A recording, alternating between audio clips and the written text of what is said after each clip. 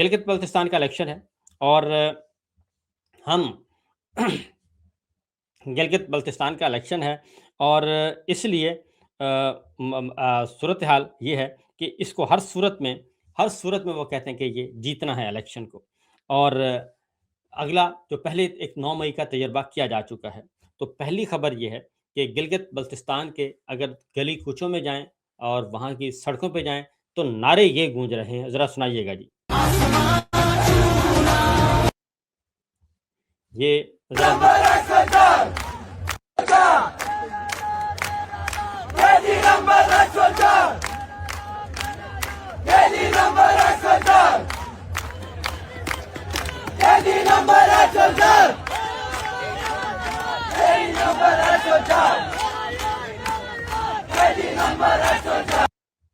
तो एक्चुअल सूरत हाल तो ये है, ग्राउंड रियलिटी, ज़मीनी हक़ाइक़ ये बताते हैं। लेकिन अब इनको कंट्रोल करना है।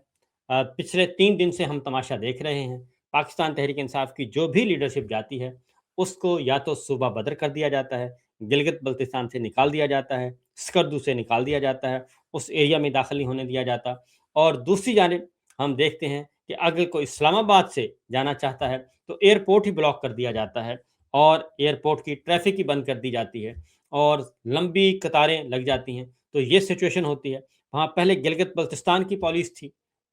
और गिलगित बल्तिस्तान की पुलिस ज़ाहिर है वो तशद्दुद नहीं कर सकती। वो 9 मई की माहिर नहीं है, वो 26 नवंबर की माहिर नहीं है, वो मुरीद के की माहिर नहीं है, वो आज़ाद कश्मीर की माहिर नहीं है। तो इसलिए वो तशद्दुद नहीं कर रहे थे, वो गुल्लू बट नहीं बन रहे थे और वो बिल्कुल अपने तरीक़ों से हैंडल कर रहे थे। तो कल हमने देखा कि असद कैसर साहब को रोकने के लिए पंजाब पुलिस आई और वहाँ पे चूँकि जो पीएसपी हैं, वो पाकिस्तान से गए हुए हैं, गिलगित बल्तिस्तान, इस्लामाबाद से गए हुए हैं और वो ज़ाहिर है पीएसपी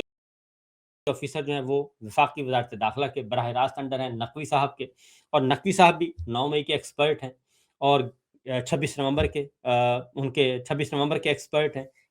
मुरीद के एक्सपर्ट हैं, आज़ाद कश्मीर का मामला उन्होंने ख़राब किया। तो लिहाजा अब क्या हुआ है, ये जो कहते हैं ना कि आपस में लड़ाई हुई है, ये मोहसिन नकवी साहब हों, मरीम साहिबा हों, नून लीग हो, ये नकवी सरकार हो, ये आपस में उस वक़्त तक इख्तलाफ करते हैं जब इनके अपने मफादात हिट हो रहे हों। लेकिन जब इनके मफादात मुश्तरका हों तो फिर ये एक हो जाते हैं।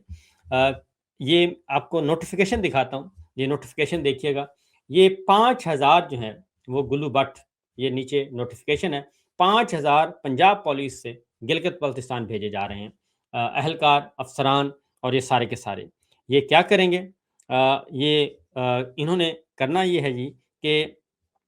ये वहाँ पे जाके और इसमें एंटी राइट्स भी पुलिस है, पंजाब पुलिस है सारी की सारी, जो कि वहाँ पहुँच रही है और ये इन्होंने इलेक्शन मैनेज करने हैं और ज़ाहिर है ये इलेक्शन भी मैनेज करेंगे और फिर मार-धाड़ भी करेंगे क्योंकि पंजाब पुलिस का गिलगित बल्तिस्तान में क्या काम? खैबर पख्तूनख्वा पुलिस जो बिल्कुल करीब है गिलगित बल्तिस्तान से, वहाँ पे पुलिस नहीं मंगवाई गई, सिंध से पुलिस नहीं मंगवाई गई और बलूचिस्तान से पुलिस नहीं मंगवाई गई, आज़ाद कश्मीर से पुलिस नहीं मंगवाई गई, ये पुलिस मंगवाई गई गिलगित पंजाब से और पंजाब से ये 5000 जो है पंजाब पुलिस की नफरी जो है वो पहुँच गए हैं और आपको मालूम है Sanya model town Punjab police के खाते में है और वो जो हुआ था सान्या मॉडल टाउन और उसमें सीधी-सीधी गोलियाँ मारी थी, उसके बाद फिर 9 मई हुआ, सीधी-सीधी गोलियाँ और उसके बाद फिर जो हालात व वाक़यात जेल भर दी गई, झूठे बेबुनियाद मुकदमात पे। तो गिलगित बल्तिस्तान इंतखाबात की सिक्योरिटी के लिए राइट मैनेजमेंट फ़ोर्स के 1500 अहलकार पहुँच रहे हैं और इसी तरीके से पंजाब कांस्टेबल के 1242 हैं, पंजाब हाईवे पेट्रोलिंग के 1958 हैं, ये सारे के सारे और ये वही पंजाब पुलिस है और वही पंजाब पुलिस है जिन्होंने आम इंतखाबात में जब पंजाब के इलेक्शन होने थे, जब पंजाब असेंबली तोड़ दी गई थी पाकिस्तान तहरीक इंसाफ ने, चौधरी परवेज़ इलाही साहब ने, तो उस वक़्त पंजाब पुलिस ने कहा था कि हमारे अमन-ओ-अमान की सूरत-हाल बहुत ख़राब है, हम अपनी पुलिस इलेक्शन के लिए सूबे में भी नहीं दे सकते। तो ये सिचुएशन इस वक़्त है। तो इसलिए मैं एक बात ज़रूर कहूँगा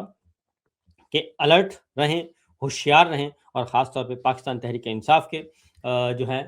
लीडरशिप और मजलिस वहदतुल मुस्लिमीन की लीडरशिप क्योंकि ये 5000 पुलिस एहलकार जो हैं, ये जाएँगे और ये जाके इन्होंने وہ ادھم مچانا ہے کہ آپ تصور بھی نہیں کر سکتے۔ تو اس لیے کسی بھی اس طرح کے پلان کو، اس طرح کی سازشوں کو ناکام بنانے کے لیے ابھی سے ان کو پریمپٹیو جو ہے وہ اقدامات کرنے چاہیے، ورنہ یہ 9 مئی، ایک اگلا 9 مئی اور پھر مار دھاڑ، پھر گلو بٹ، پھر سانحہ ماڈل ٹاؤن، پھر مرید کے، یہ سارے نقشے آپ اپنے ذہنوں میں ذرا دوڑا لیں، تمام مناظر، تو آپ کو اندازہ ہو جائے گا کہ یہ 5,000 پنجاب پولیس کا جو ہے افسران، یہ سارے کے سارے، اور ان کو کنٹرول کون کرے گا؟ ظاہر ہے یہ لاہور سے کنٹرول ہوں گے۔ اور نون لیگ اس وقت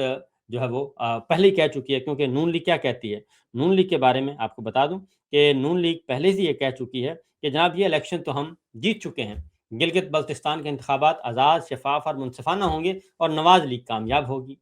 تو ظاہر ہے جب 5,000 پولیس والے پہنچ گئے ہیں، پولنگ اسٹیشن ہے کل 24، تو اس سے آپ اندازہ کر سکتے ہیں، کیونکہ ہوگا یہ کہ الیکشن صرف یہ نہیں ہے کہ الیکشن ہوگا، یہ الیکشن والی رات، جس دن الیکشن ہو جائیں گے اور اس رات جب کاؤنٹنگ ہوگی، یہ اس رات 5,000 پولیس اہلکار جو ہیں پنجاب کے، ان کو تقسیم کر لیں آپ 24 ریٹرننگ افسر پر، 24 پولنگ اسٹیشنوں پہ، کیونکہ سارے رزلٹ ریٹرننگ افسر کے پاس آئیں گے، 24 ریٹرننگ افسر ہوں گے جہاں سے الیکشن اناؤنس ہونا ہے، 24 حلقوں کا، 24 صوبائی سیٹیں جو ہیں، اور یہ 5,000 کو 24 پہ تقسیم کر لیں، آپ کو معلوم ہو جائے گا کہ یہ پھر گلگت بلتستان کی پولیس کو کھڑا کیا جائے گا، اور پھر ہماری فورسز ان کو بھی کھڑا کیا جائے گا، پھر سادہ کپڑے والے بھی آئیں گے، اور یہ پورے کا پورا پلان ہے الیکشن چوری کا، اور 8 فروری 2024 کی طرح کا الیکشن چوری کرنے کا ارادہ ہے۔ تو جتنا بھی آپ بندوبست کر سکتے ہیں جناب کر لیں، اس کی وجہ بڑی کلیئر ہے۔ اس کے بعد آتے ہیں جی، کیونکہ لانگ مارچ کا اعلان کر رکھا ہے، اور چلو چلو سکردو چلو، اور چلو چلو گلگت بلتستان چلو، یہ پاکستان تحریک انصاف اناؤنس کر رہی ہے۔ آج پارلیمانی پارٹی کا اجلاس بھی ہے خیبر پختونخوا میں، اور سہیل آفریدی صاحب نے بلایا ہے۔ اس اجلاس میں آج بھی اور کل میں بھی یہ ساری صورتحال کا جائزہ لیا جائے گا، اور جو چیف جسٹس ہیں Gilgit Baltistan supreme appellate bench کے، ان کو خط بھی لکھا ہے سہیل آفریدی نے، اور ان کی توجہ بھی اس طرف دلائی گئی ہے کہ ہمارے جو الیکشن ہے گلگت بلتستان کے، وہ منصفانہ نہیں ہو رہے، کیونکہ وہاں کا چیف الیکشن کمشنر اور وہاں کا جو الیکشن کمیشن ہے وہ بالکل اسی طریقے سے ایکٹ کر رہا ہے جیسے اسلام آباد میں سلطان سکندر راجہ اور ان کے جو ٹیم کر رہی تھی ایکٹ، وہ اسی طریقے سے ایکٹ کر رہے ہیں۔ ذرا سنوائیے گا جی اسد کیسر صاحب کو، ذرا سنوائیے گا کہ وہ اس ساری صورتحال پہ کیا کہتے ہیں۔ آپ مجھے نہیں، اگر آپ اس طرح الیکشن کرتے ہیں تو اس الیکشن سے بہتر ہے پھر آپ سلیکشن کریں، مجلس شورا بنائیں، کیوں خرچہ کرتے ہو؟ ویسے اس قسم الیکشن کو کون مانے گا؟ آپ مجھے نہیں چھوڑتے، میں قومی اسمبلی کا ممبر ہوں، میں سابقہ اسپیکر ہوں، ہمارے ایم این ایس کو آپ بے دخل کر رہے ہیں، اور باقی جو وہ آ رہے ہیں جلسے کر رہے ہیں پیپل پارٹی اور مسلم لیگ نون، یہ دونوں ایک چیز ہے۔ میں گلگت کے عوام سے یہ ریکویسٹ کرتا ہوں، آپ نے یہ نہیں کہ اس کے اندر کوئی فرق نہیں ہے، یہ ایک سکے کی دو رخ ہے۔ پیپل پارٹی اور مسلم لیگ نون یہ حکومت ہے، یہ حکومت کا حصہ ہے۔ آج اگر اس ملک میں امن و امان کا مسئلہ ہے، اگر اس ملک میں بے انصافی ہے، اگر اس ملک میں مہنگائی ہے، اس تمام کی ذمہ داری یہ دونوں پارٹیاں ہیں۔ اس لیے میں گلگت کے عوام سے امید رکھوں گا اور توقع رکھتا ہوں کہ وہ اپنے ووٹ کی حفاظت بھی کرے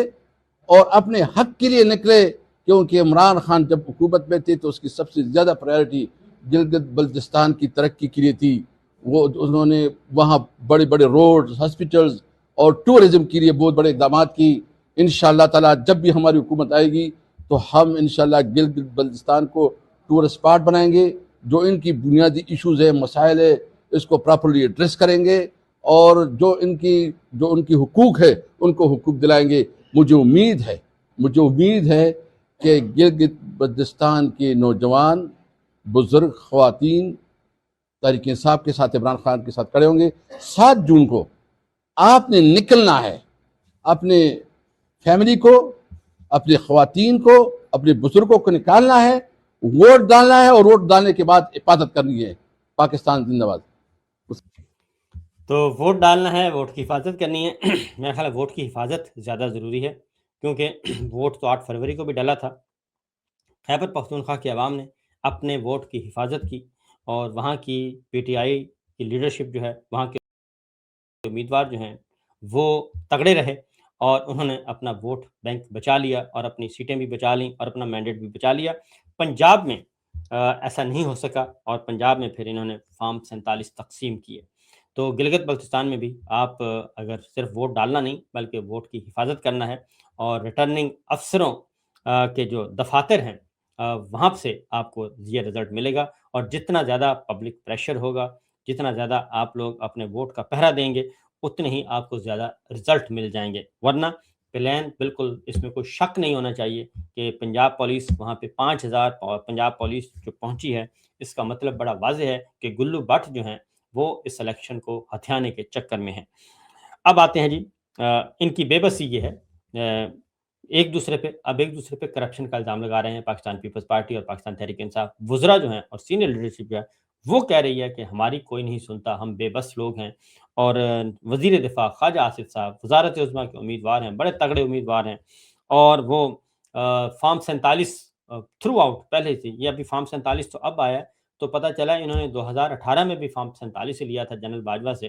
اور اس سے پہلے بھی اب تو ان کے سارے رزلٹس جو ہیں وہ مشکوک ہوتے ہوئے نظر آ رہے ہیں، اور کبھی عثمان ڈار کی سیٹ پہ ان کا قبضہ اور کبھی ریحانہ امتیاز ڈار صاحبہ کی سیٹ پہ ان کا قبضہ۔